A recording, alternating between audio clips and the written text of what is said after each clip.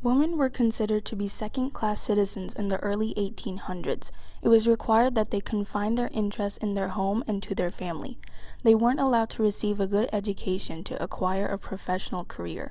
After they were married, they weren't allowed to do things like sign a contract and own property.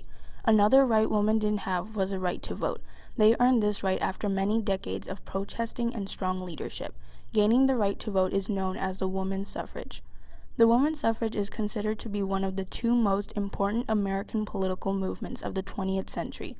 The movement lasted for over 70 years and involved millions of women in 3 generations.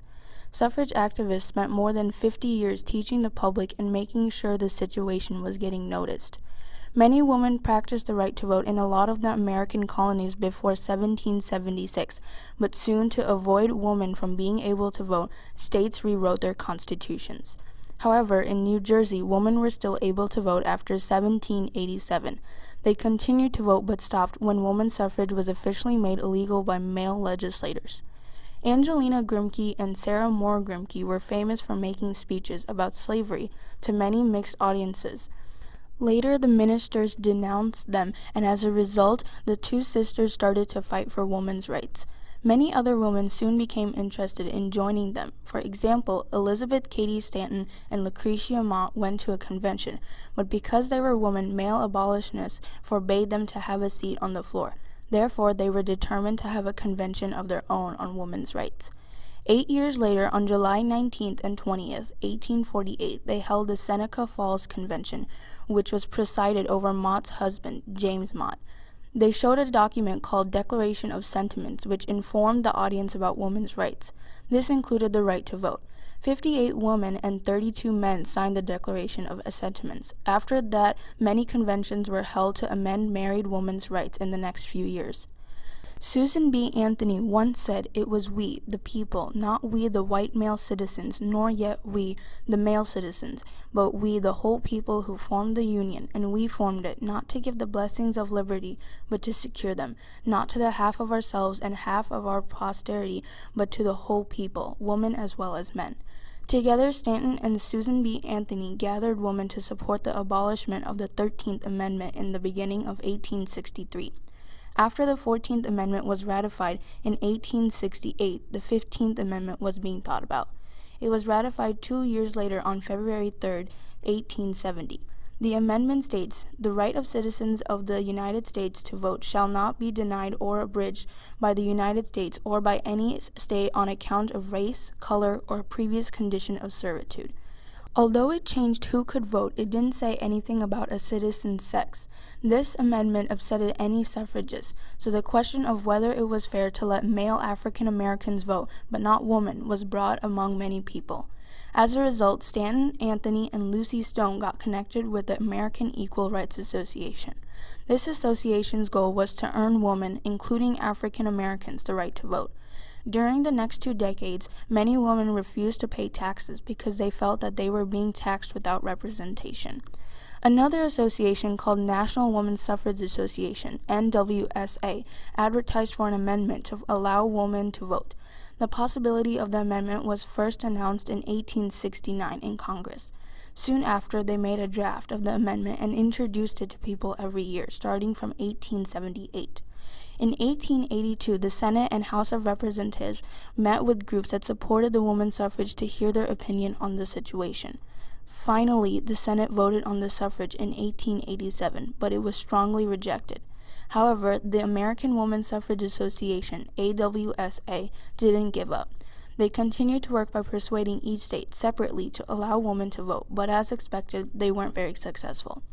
Years later, Frances Willard began to lead one of the country's most successful organizations called Women's Christian Temperance Union, WCTU.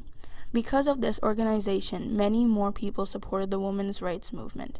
Soon the NWSA and the AWSA united and created the National American Women's Suffrage Association, NAWSA. Anthony Stone and Stanton led this organization for a while. Then, after some time, Carrie Chapman Catt had managed to come up with a way to win their fight by persuading people state by state. Because of her plan, they had convinced Wyoming in 1890, Colorado in 1893, and Utah and Idaho in 1896 to grant women the right to vote. After the many successes the NAWSA went through, it was time for Stanton to bid farewell. Stanton died a couple of weeks prior to her 87th birthday on October 26, 1902, due to heart failure. But Stanton wasn't the only one who was to say goodbye. A doctor had already told Anthony to take it easy after she had suffered from a stroke when she was 80 years old, but she thought of dying in the harness would be better than abandoning everything she had done for the women's rights movement. Although she chose to no longer be the president of the NAWSA, she still directed most of the organization. Anthony died from a double pneumonia and heart failure on March 13, 1906. Weeks before she died, she gave her last speech at the annual NAWSA convention in Baltimore and reminded all suffragists that failure is impossible. As the first leaders of the association began to pass away, a new set of leaders began to take over. This included Cat, Anna Howard Shaw, and Alice Stone Blackwell. Cat was chosen as president of the organization, and as the president, she found a way to lure the society woman to the suffrage movement. 4 years later, she was forced to leave presidency to aid her sick husband. To take over, Shaw was elected. Shaw was president for 11 years but wasn't very strong enough to lead the group. After the NAWSA convinced the 4 states to let the women vote, they weren't as successful until 1910. During the start of the 1900s, many important strikes were done by women workers. This included the uprising of the 20,000 led by Clara Limlick and later supported by the National Women's Trade Union League of America, NWTUL, in 1909. Over 20,000 people gathered to fight for shorter working hours, to be paid better, and for an improved working environment. Women were striking while wearing shirt-waist or stylish blouses that were affordable for all working women. The NWTUL merged all women, working, middle, and upper-class women, trying to fulfill the dreams of the 20,000 women that struck.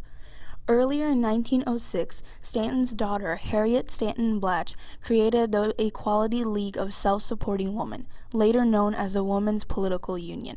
Before long, they worked with the National Women's Party, NWP, the new progressive organization at the time that was established in 1916 from the Congressional Union, which was founded in 1913 by Alice Paul and Lucy Burns. When the NAWSA tried to convince people state by state, they first had to persuade the state legislators to give the male voters a chance to vote for the women's suffrage. Next, they would convince the men themselves. The suffrage did this by conducting marches, meetings, publicity raids, and door-to-door advertisement. From all their effort, they convinced Washington in 1910 after 14 years of not being able to convince any state. They were successful in California in 1911. In 1912, the suffragists tried to influence 6 more states, but were only successful with 3 of them: Arizona, Kansas, and Oregon. 2 years later, in 1914, they continued to tempt Missouri, North Dakota, South Dakota, Montana, Nebraska, Nevada, and Ohio for a second time, but only succeeded with Montana and Nevada. In 1915, NAWSA had come across a few issues.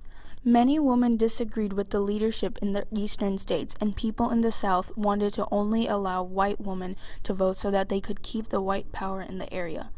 During this time, Cat had come back to help the movement, which helped the suffragists satisfy the people of New York. A numerous amount of people today might think that it was hard to change all men's minds, but that wasn't true. Many men were involved with different organizations, and a couple were even founded by some men. Finally, after a lot of persuasion by the NAWSA and the NWP, the male legislators agreed to letting men choose whether or not women should be able to vote. A great amount of men were found to support the women's suffrage. By 1918, New York, Michigan, Oklahoma, and South Dakota had already granted women voting rights. On June 4, 1919, Congress fully supported the 19th Amendment, and it was ready to be approved by 3/4 of the U.S. states. Then on August 18, 1920, the 19th Amendment was finally ratified, and after exactly 72 years, the women's suffrage movement had ended. All women were allowed to vote, including African Americans. Because of these inspiring leaders, they made a legacy to remember, and it was because of them that everyone in our country will have a fair chance to vote. What would today have been if those people hadn't stood up for their beliefs and succeeded? Would the women today have kept on fighting?